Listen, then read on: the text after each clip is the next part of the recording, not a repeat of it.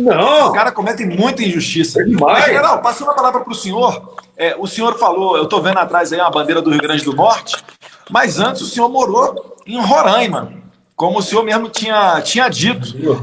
Eu sei um pouquinho da história, mas eu queria que o senhor contasse para quem está nos assistindo agora, como é que foi a passagem do senhor para a reserva, por qual motivo o senhor entrou na reserva, em quais condições, e além disso, aproveitar da experiência do senhor em Roraima, que é um estado fronteiriço com a Venezuela.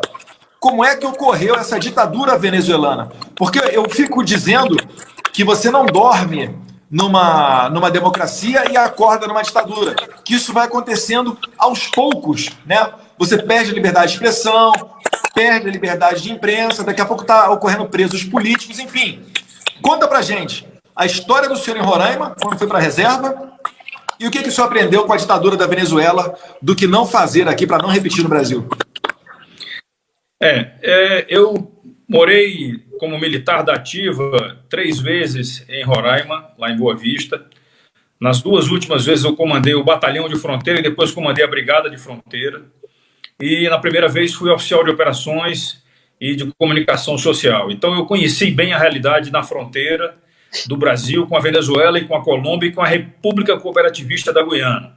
Todos aqueles 3 países que fazem fronteira conosco ali. Conheci bem a problemática, talvez eu ainda seja um dos oficiais que mais tem conhecimento da problemática fundiária. Eu não digo indígena, eu digo fundiária, porque o que os nativos, que são chamados de índios aqui no Brasil, querem é ter um pedaço de terra para eles poderem morar e sobreviver. Então é um problema fundiário. Só que isso daí virou uma coisa tão absurda que levou o nosso comandante à época, o general Heleno, hoje ministro do GSI, a dizer que a política indigenista no Brasil era caótica. Eu disse para ele assim, general, não é nem política indigenista, é uma política fundiária, infelizmente. Mas as demarcações de terras indígenas, no caso específico do estado de Roraima, são 1.800 quilômetros de linha de fronteira com a Guiana e com a Venezuela. Desses 1.800, só 300 quilômetros não estão em terra indígena. E existem intenções da FUNAI e da Procuradoria-Geral da República de demarcar uma terra indígena desses 300 quilômetros. Então, é toda uma região indígena. É o estado quase que totalmente tomado por terras indígenas. Isto é o estado que está cheio de riquezas, porque, coincidentemente, as terras indígenas estão dentro de áreas que são reservas minerais de alto valor.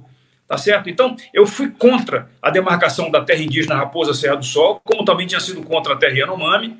E, enfim, por conta de ter sido contra, eu recebi uma ordem que eu considerei como sendo ordem absurda, que foi empregar a minha brigada, a Brigada Lobo da Almada, a primeira Brigada de Infantaria de Serra, para retirar de dentro da área Raposa Serra do Sol as pessoas que tinham ou nascido lá ou moravam lá.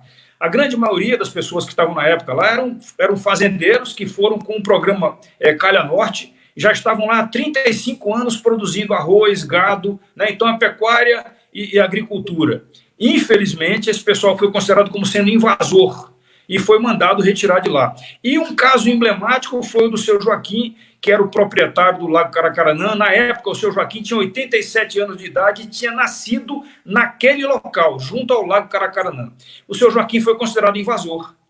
Tá certo? Então, uma decisão absurda do presidente da República à época, aquele cara que tem um dedo a menos aí, que o Bibo gosta muito,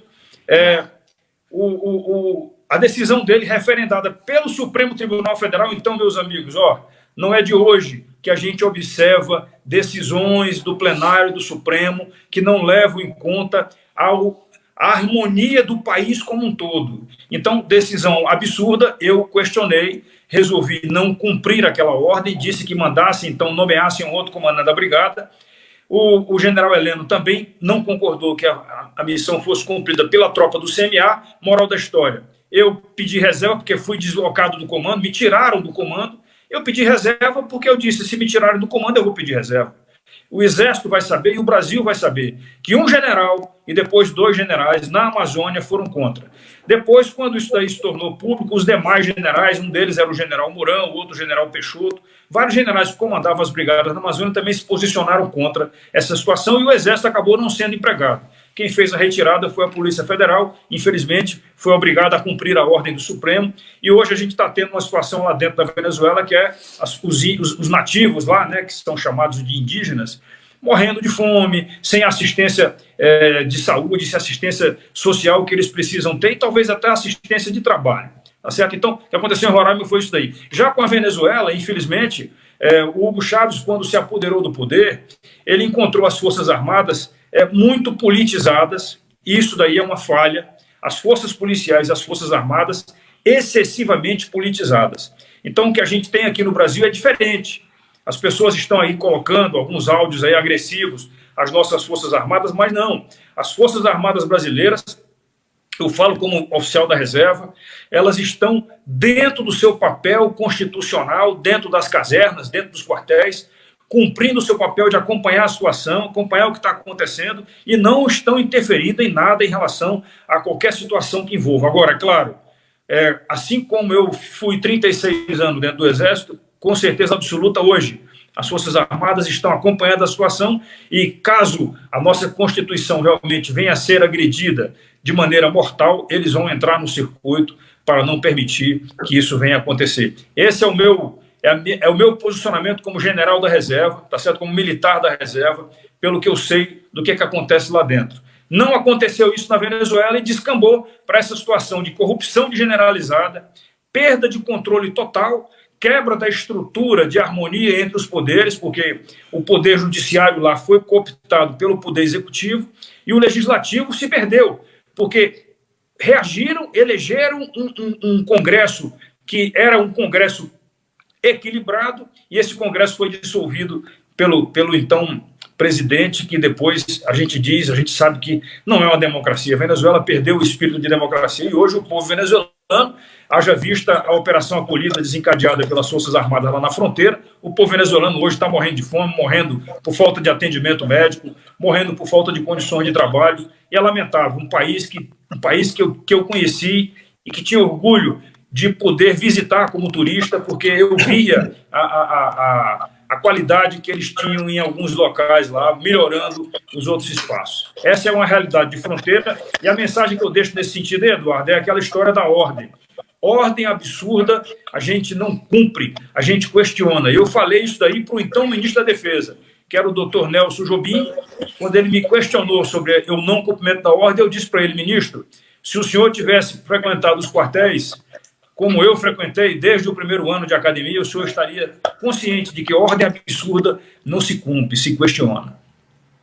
Verdade, general. E só para lembrar o pessoal que talvez, porventura, tenha esquecido, mas em 2016, logo antes do impeachment da Dilma Rousseff, o PT, a executiva do PT, fez um balanço, né, uma análise, que depois eles tornaram públicas, dos motivos que estavam levando Dilma àquela situação complicada.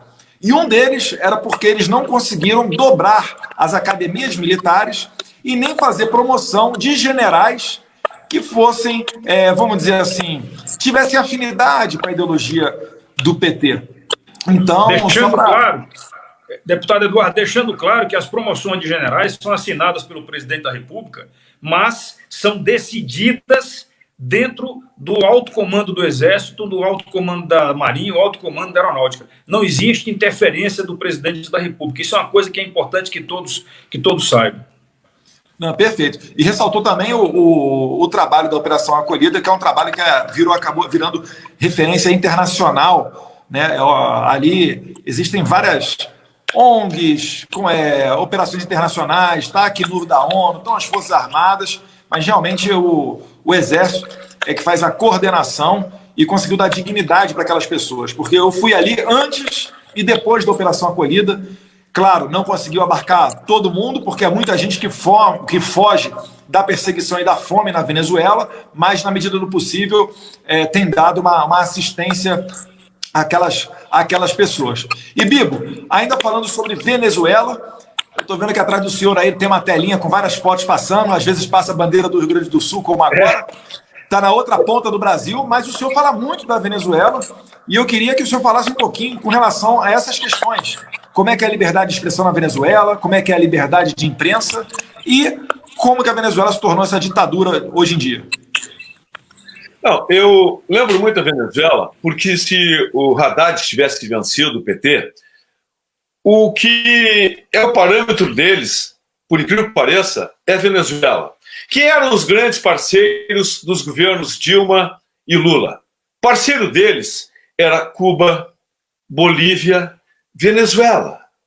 Parceiros de Bolsonaro hoje, Estados Unidos, Japão, Itália, os maiores países do mundo, OCDE, são os parceiros hoje. Israel, o Brasil hoje é reconhecido mundialmente porque tem um governo sério. E, sendo sério, tem parceiros sérios. Agora, o que era o Brasil com essas parcerias? Aí, por isso eu falo seguindo em Venezuela. Porque se tivesse vencido o Haddad, nós poderíamos hoje estar brigando para ver quem come a carne do cachorro do vizinho. É duro, mas é real. Nem papel higiênico teríamos. E eu brigo muito também quando, no ano passado, quando tivemos aquele problema de fronteira lá com a Venezuela, onde o Maduro colocou mísseis apontados contra o Brasil, e vinha a esquerdopatia lá na Câmara dizer que nós não sabíamos e não defendíamos a soberania nacional.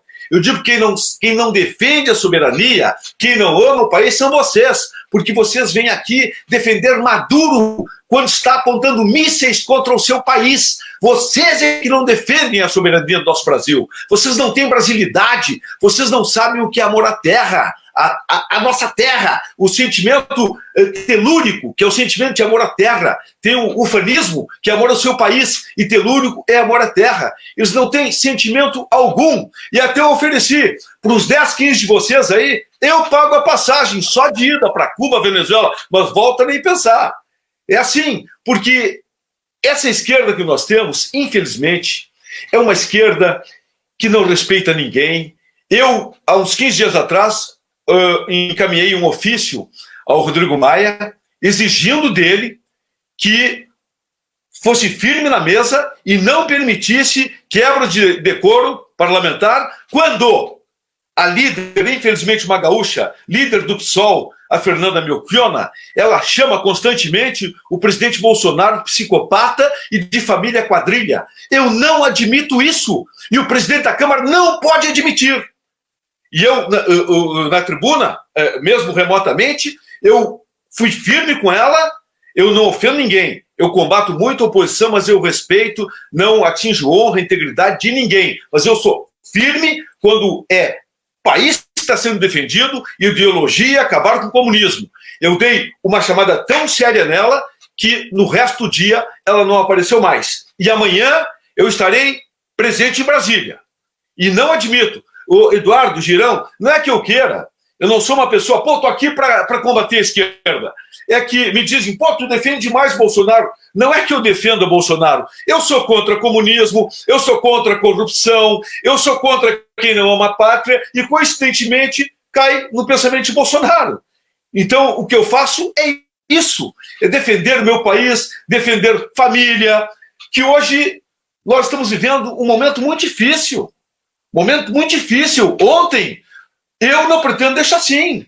Quando o senhor, do STF lá, o Celso de Mello, comparar quem é bolsonarista a nazista, isso é uma profunda ofensa que eu não admito.